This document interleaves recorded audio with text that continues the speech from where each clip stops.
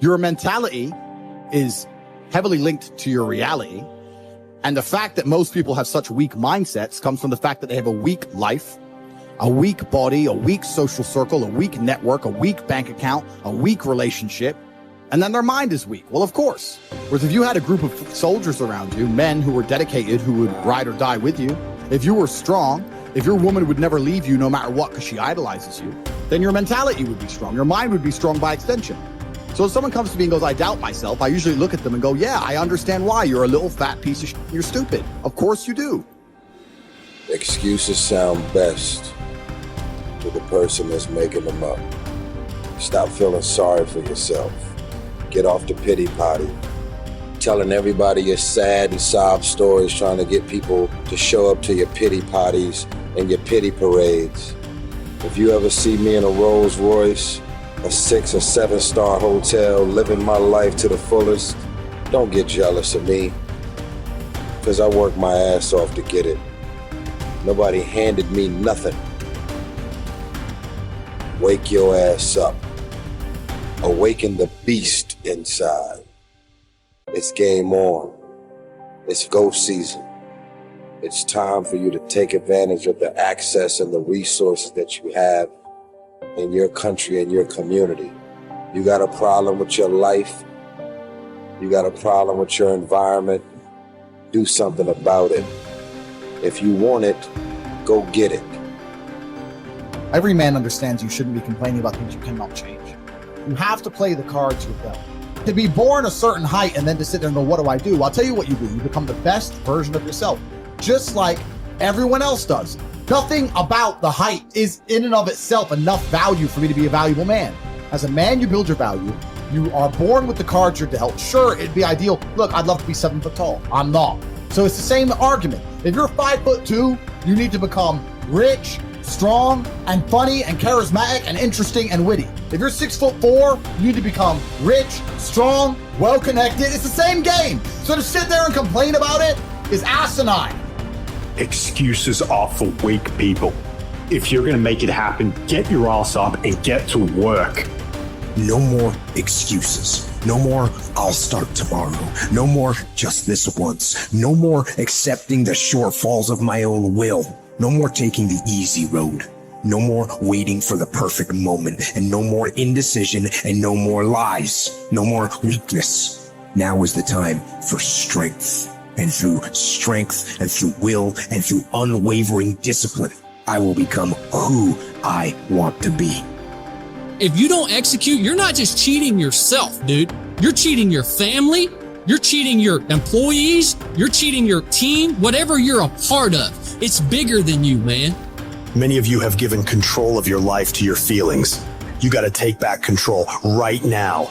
You must harden your fucking mind. You gotta discipline yourself. When it's time to rise, you fucking rise. When it's time to work, you fucking work. You have to just work. At some point you have to bite the bullet and just work. Working harder is never gonna not help. No matter what scenario you're in, working harder is never gonna not help you. And it's amazing that I give different versions of the same answer for 99% of the questions I'm asked. Work harder. If you have a problem, whether you're broke, whether you're out of shape, whether your friend dies, whether your girl leaves you, whether you're depressed, whatever it is, working harder is almost always the answer. So you know what you need to do. You need to do it. And what's amazing, again, it's kind of like the antidote. If you take the antidote before the poison, then you never get sick in the first place. If you're always working as hard as possible, if you're always working your ass off and trying to be the best version of yourself every single day, then you never get sick in the first place. You're already working. You're already taking the antidote. So things can't attach to you. They can't get hold of you. Working hard is the antidote to everything. So why don't you just do it in advance? Why don't your life just become work like mine? Why don't you just dedicate yourself to a cause and get up and do what you're supposed to do every single day?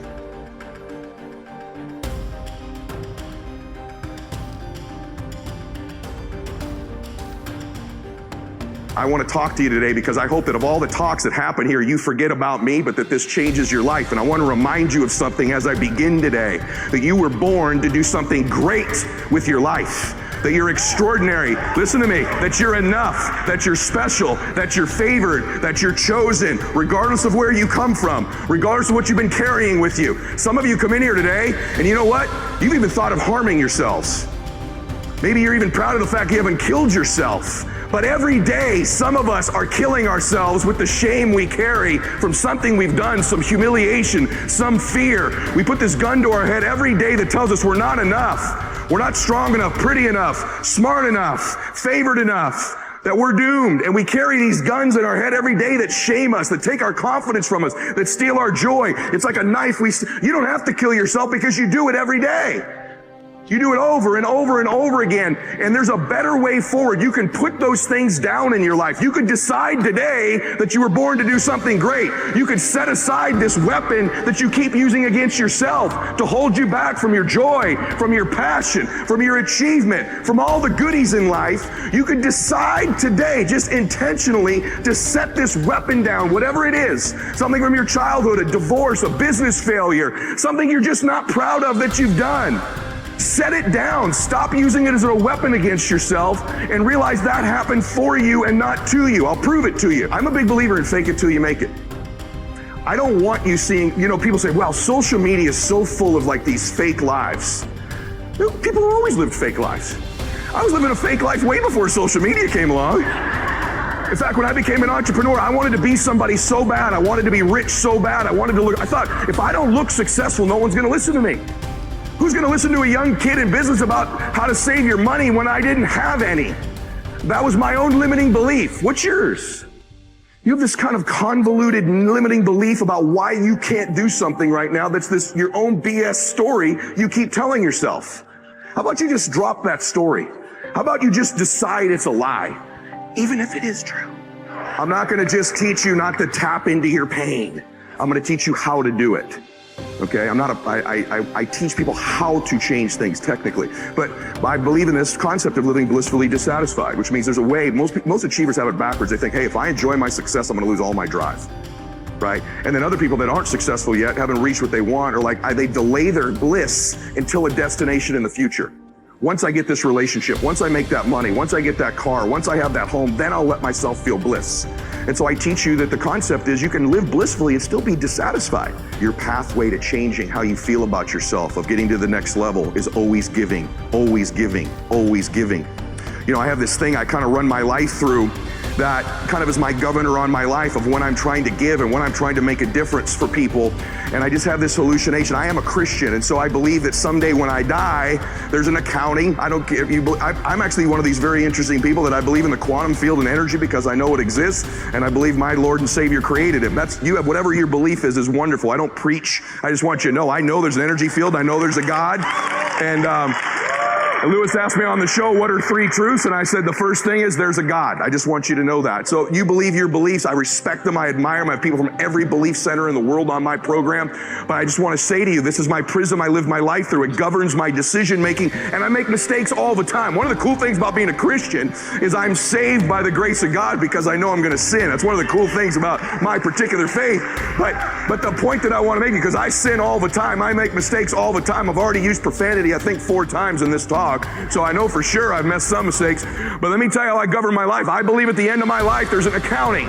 And I'm going to sit in front of my Lord and I want him to say, well done, good and faithful servant. But having said that, no matter what your beliefs are, I think that I actually get to meet somebody interesting. Maybe you don't believe in anything faith-based, but I bet you believe there's a recording going on in your life. Someone's paying attention. Someone's going to tell the story of your life. Maybe your great-granddaughter will carry the legacy of your life and what you've done, but someone's paying attention to what you're doing here. You've always had that sense. You've always known your life mattered. You've always known since you were a little girl that there's something special you're supposed to be doing. And that anxiety, that fear you have is maybe you're not doing it.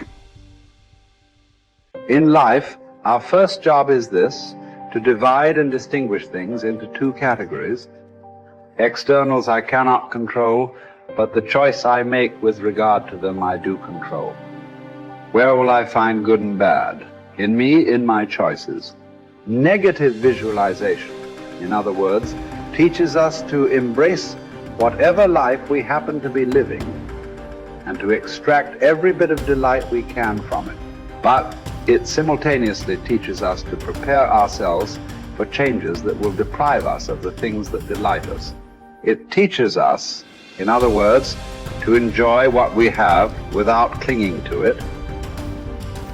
Over the years, I have come to realize that the greatest trap in our life is not success, popularity, or power, but self-rejection. Success, popularity, and power can indeed present a great temptation, but their seductive quality often comes from the way they are part of the much larger temptation to self-rejection. When we have come to believe in the voices that call us worthless and unlovable, then success, popularity, and power are easily perceived as attractive solutions. The real trap, however, is self-rejection. As soon as someone accuses me or criticizes me, as soon as I'm rejected, left alone, or abandoned, I find myself thinking, well, that proves once again that I'm a nobody. My dark side says, I am no good. I deserve to be pushed aside, forgotten, rejected, and abandoned.